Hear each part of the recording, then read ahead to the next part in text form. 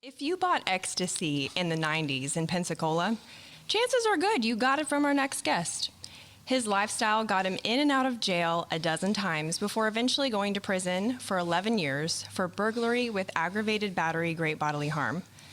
After being a statistic, he became determined to break the mold and now runs a $1 million company and navigates the challenges of raising happy, healthy boys. Today, he's going to tell his story of what led to prison, the types of people you find there, and the mindsets that can pull you in and lift you out. Prisoner no more. ADHD success story. My cousin, in-law, and in love, Jason Edwards, everyone. Ta-da! You made it. I did. So take me back to when you first got arrested. Kind of what was your mindset, outlook, what was going on back then? Well, which one? You start when I was 16 or 15, maybe. It was a long road from a broken family, father out of the picture. It rapidly got worse as I got older and then turned into an adult, and then drugs came into it, and then I saw I could make money this way, and then I was wrapped up in all of that. It was attractive, right? It was a easy way to make money, and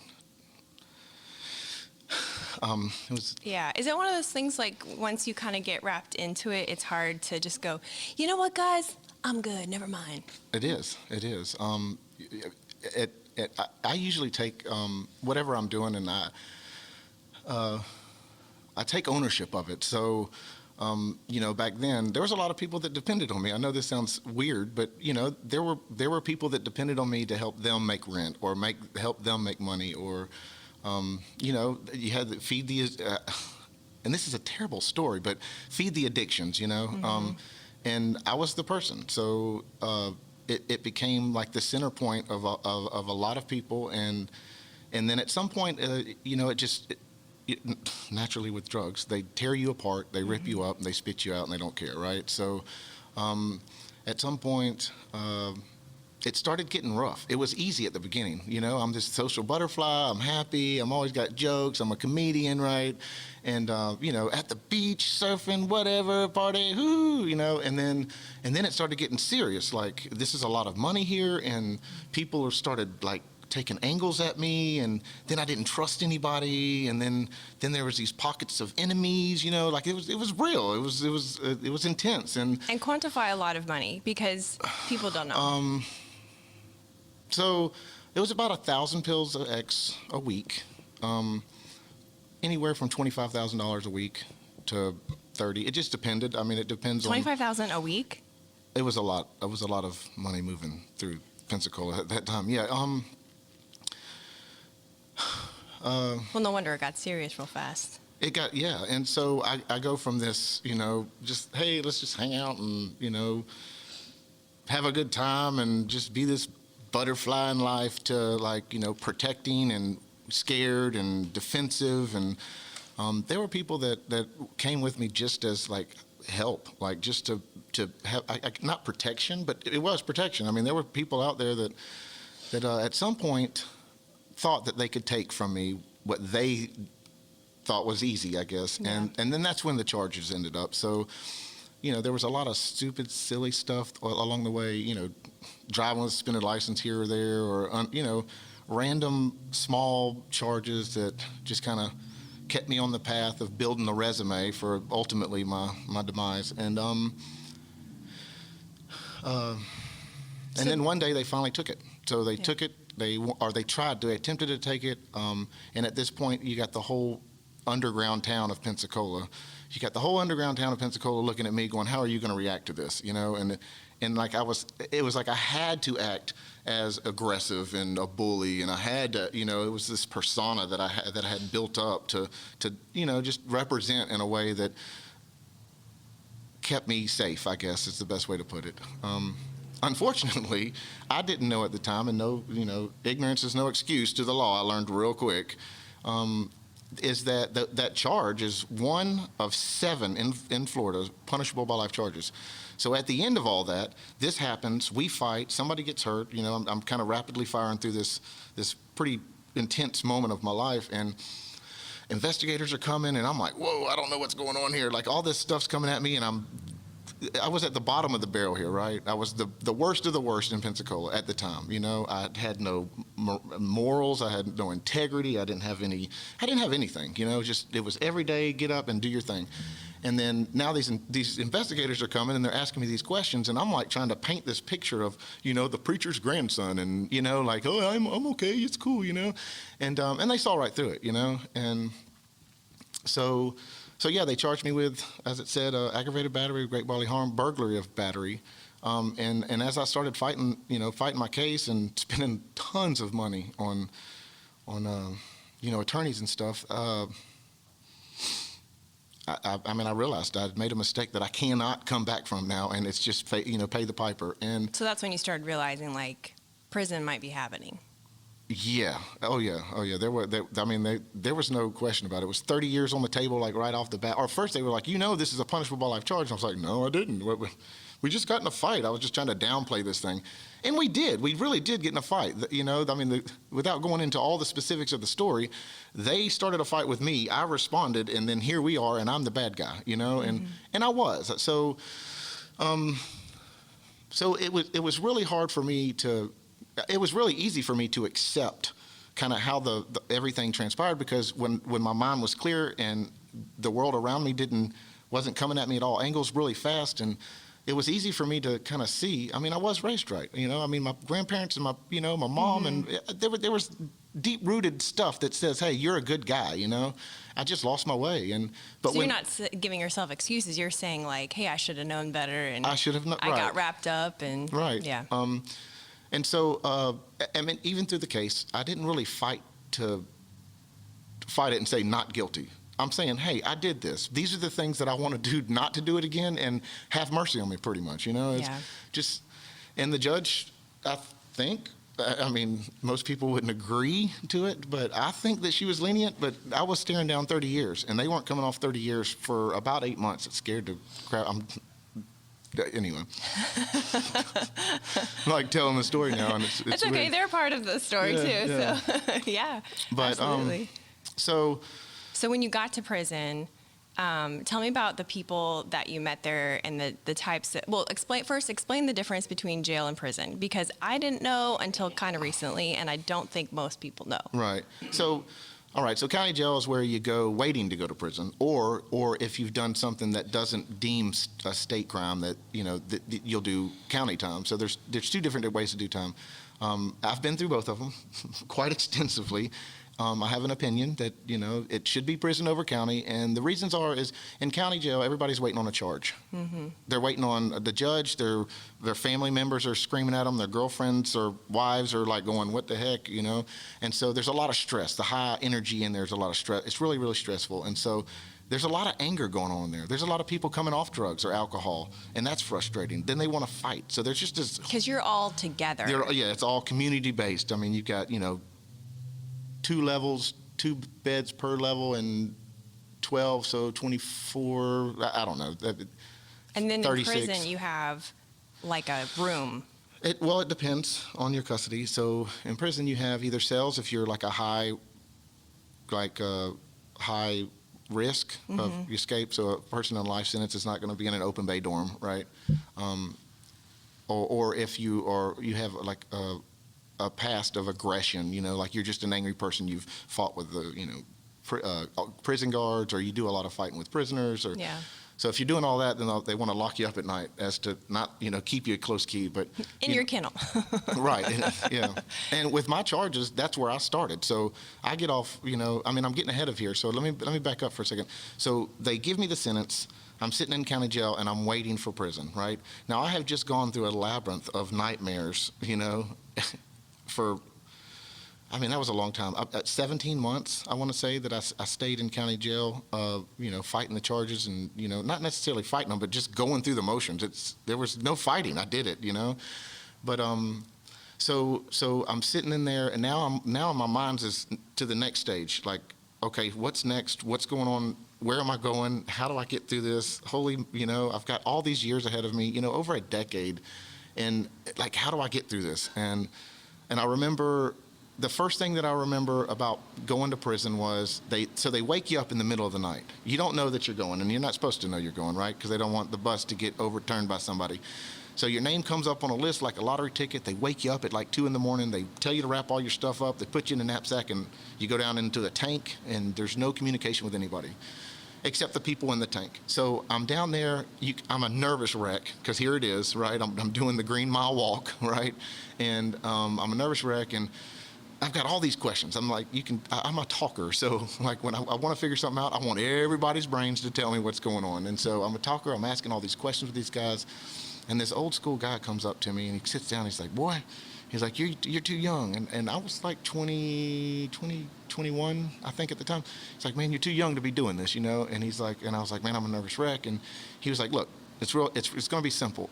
This is all you got to do. He said, stay away from the homosexuals in prison, stay away from the drugs in prison, and stay away from the gambling. If you stay away from those 3 things right there, you're going to make it through your time. You do have a release date, right? And I was like, I do. He's like, follow those 3 rules. Man, I wrote them down every day. It was my mantra.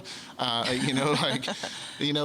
the first year, I'm just kind of, in prison doing those things. I remember getting off the bus and got my knapsack over me, which is all your, underwear, socks, letters, pencils, paper, And I remember like walking down the line, and they're telling the inmates, hey, you're going to this dorm, you're going to this dorm, you're going to this dorm. And I was like the only one that had like a punishable by life charge. So my custody level was really, really high coming off the bus.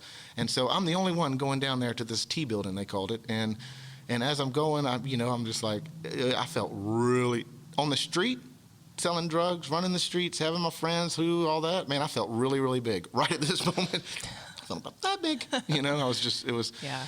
And so I'm just trying to keep my eyes forward, and I'm just like, man, this is day 1 of a decade. Like, holy, Yeah. So, first, I mean, everything. First, jail cell, first cellmate was a murder of his child.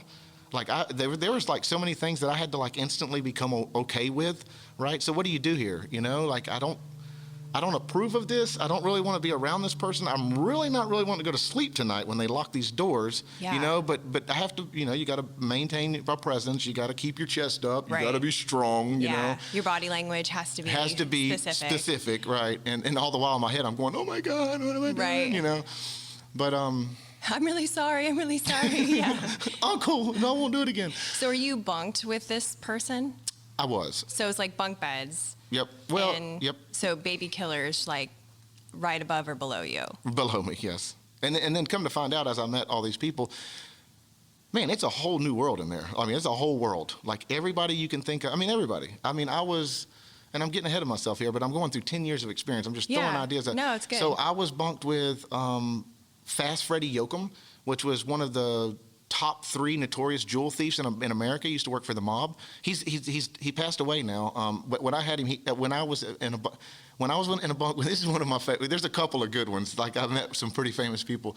Not that this is saying you go to prison to meet famous people, but so he comes in. He's just this old man. He's been in prison like 60 years. I have no idea who he is. Didn't even know he had a story. But he's dying from cancer, and they've been fighting the good fight, and he comes in and he's like, my name's Fast Freddie Yoakum, or no, he says my Freddie Yoakum, and he had these guys coming in. So there's rules in prison. So when you get new roommates, you're not an outwardly friendly, sociable person in prison. You're not like shaking hands and it takes a while. Doing name tags. You're observing. You're kind of judging people's character. You're looking to see if they're shisty. There's all sorts of things that you're looking for in there. So, there was even a rule that, the first 10 people that approach you into a new dorm are the ones that you don't want to talk to. They've got some motive, Wait, how did you figure that out though? Like, obviously there's no handbook. Watching and learning and mistakes. I mean, I couldn't tell you how many fights that I had been in there when, there was, sometimes there's just evil people and they don't care, Did you meet anyone there that like you felt like could be me or you, just, like someone who was in the wrong place at the wrong time. And Absolutely. And that's where the observations come in. So you meet a lot of really cool people in there, good people, not cool, but good people that have all made the mistake. I mean, there's a lot of people in there that are committed to trying to do better, trying to figure out the problem at hand when you're in prison is what got me here and how do I prevent this again, right? Mm-hmm. If you're someone that wants to repair, right, your life and not do this again, and there's pockets of people in there everywhere. So you got your gang members, there's just all sorts of people that like to read, people like to do sports, people that like to write, So there's all sorts of different, I want to say not trades, maybe trades or things that they're interested in. And then those are the pockets that you circle around. And inside those pockets, there's little pockets of people that get along better. And so, you start, when you start to see that you're getting along with somebody or you're really liking where they're at and their personal growth, then y'all, you click up and you start doing time together and bouncing ideas off each other. I've probably got a little piece of my success is probably broken down into 3 or 4 people in there where I've just really enjoyed their perspective and said, nope, I'm going to adopt that. And you've met one of them, Roger Jump. He was at our wedding, and even with him, he was probably the most instrumental role there, and he taught me what integrity meant and like how to walk and just a man of your word, And I think that would surprise a lot of people, like what you're saying about first of all, that you even had control about who you could hang out with, but that has a little bit to do with the security level of the prison that you're at. Right. And second of all, that there would be people in there who would be inspiring, because, as there's people out there that really just think like, I have heard some of my family members say this, like, well, you're in prison, so you shouldn't have TV, you shouldn't have college books, this is not fun time, this is punishment time. Yep, you're right. There's all sorts of perspectives here. So the judge even told me, I told her, man, I've been this much time in prison or in jail. I've been incarcerated. I've tried to rehabilitate myself, and I don't think that rehabilitating myself is going to do good in prison. Now I changed that now. I absolutely had to go to prison to learn to be where I'm at today. I had to go through it. There was nothing else that was going to stop this train from going down that road, And so how did you maintain how did you get a new perspective while you were in prison? Because you had a certain mindset going into prison, right? Then you had it totally shake up when you were doing the walk. Right. And then when you're in prison, obviously you could just go down a really dark path of hopelessness and despair. And there's obviously things you can get caught up with in prison. How did you stay out of that? Like mentally, Read. I read thousands and thousands of books. Like, seriously, even my wife was amazed when she started talking about these books and just didn't think of how much reading that I did. She's like, man, you're really well read. And I'm like, yeah, I didn't have anything to do for a decade, But yeah, so I instantly, like you said, what do I want to do with my time? How do I want to spend my time in here? And I wanted to spend it growing. I wanted to grow, like physically, spiritually, mentally. I wanted to grow. I just wanted to be a better person. I wanted to make better choices quicker. Mm-hmm. Like, I do make good choices. Even in my bad moments, I do make them. It just takes me a really long time to get there. I just need to be able to make those, faster. And so, and that's what I did. For 10 years, I stayed in school, vocational trades, read books, self-help books, and my family. So you can see this goodness happen in your family member in prison. My family would come and visit me, and they would see this inspiration, or I'm something's inspiring me. I have this glow about me. I'm really excited about certain topics, of learning, of painting cars. I could go. You would laugh at all the ideas that I had, but I had all these ideas, and as this idea came, I would write my family and say, hey, could you send me a book on painting cars? Could you send me a book on how to run a sports bar? Because I was big into football, and I had all these ideas of what would be a really cool cool spot, and there was all sorts of things. Cleaning boats, leasing cameras. I could just go on and on, all these ideas. And my family would see these things, and they would be like, yep, nope, I can send you a book. And why? Because that's good, and that's good food for thought. Right. He didn't ask me for anything that was like a negative in his, it was a growth, and so they supported me every time. And they, when I asked them for stuff that they didn't want me to digest, they told me, no, I'm not going to buy these books. I wanted to get in like metaphysical,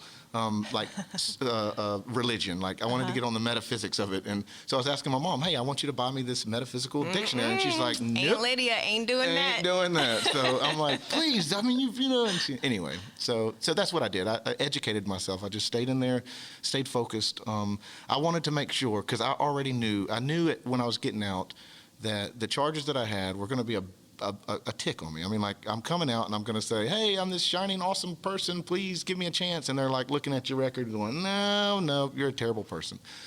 So I wanted to allot myself every opportunity I could when I got out to say, hey, no, I do know about this. I can do that. I didn't want to have someone that wanted to give me a shot not give me a shot because of my experience. So, like, I knew computers were going to be a big thing. They weren't that big when I went in, but I knew they were going to be a big thing. So, I got into classes that had computers so I could learn computers. I took PC support, how to learn software, build a computer, and, all the software applications like that. Do you feel like you would have done as well out of prison if you hadn't had those programs in prison? Nope. I would have never stopped. There wasn't anything out here that could stop me and say, hey, you need to learn something, or you need to change your perspective about life, or you need to treat people better, or you don't need to destroy. I mean, and this is the biggest thing.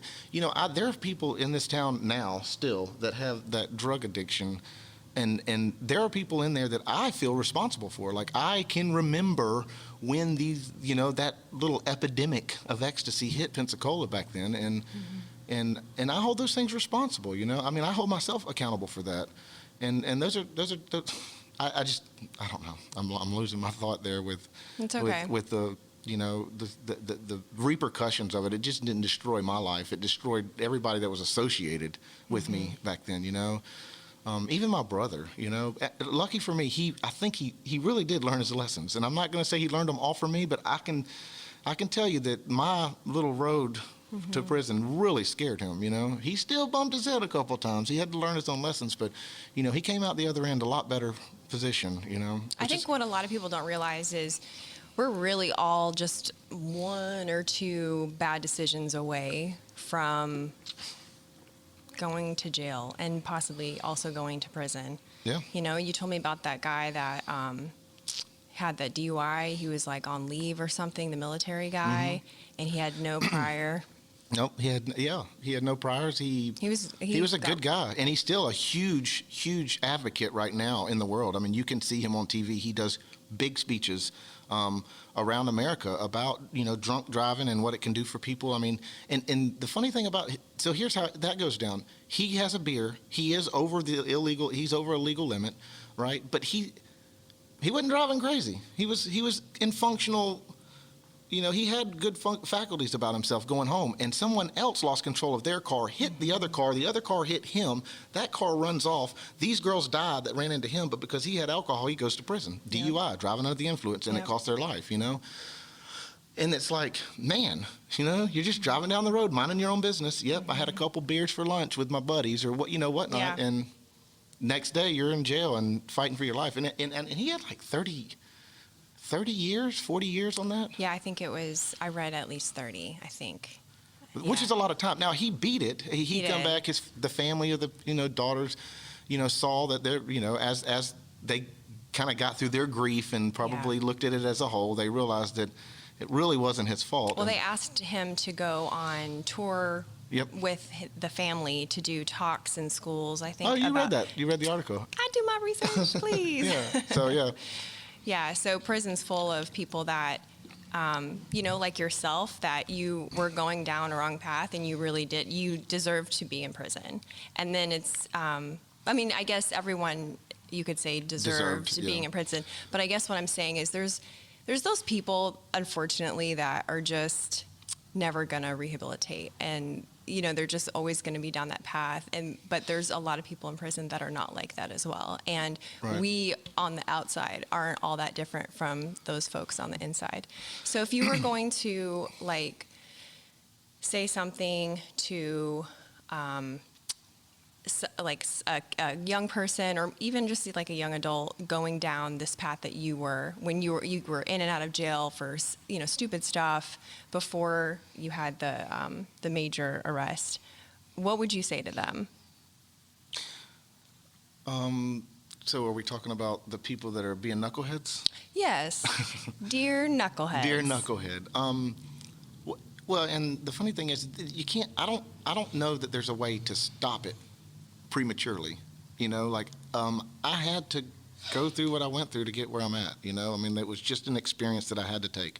When you originally brought this kind of to me, and I was interested in it, you asked me, who did I want to touch? Who did I want to talk to? Who did I want to make a kind of a dent in their perspective? And really, it's everybody. I mean, there's a little fruit on this tree for everybody to swallow, and for the guys that are headed down that path, or girls. I mean, it's everybody.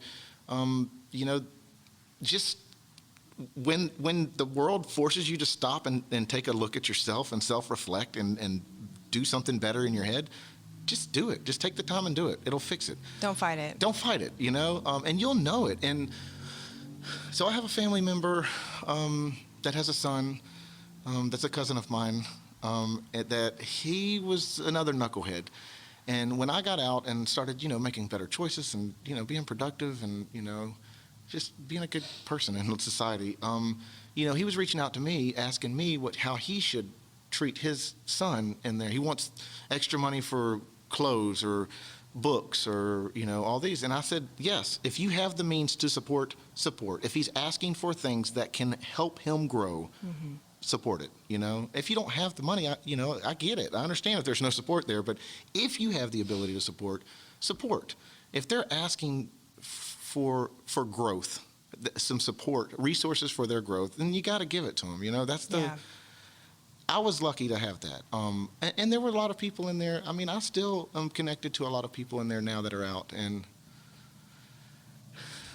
they had support. Some of them didn't. So then you go into I have support. Are you interested in learning this? Here, read this book, So there's a lot of, cross trading, I guess you would say, in there, but well, we are out of time for today, but this is so good.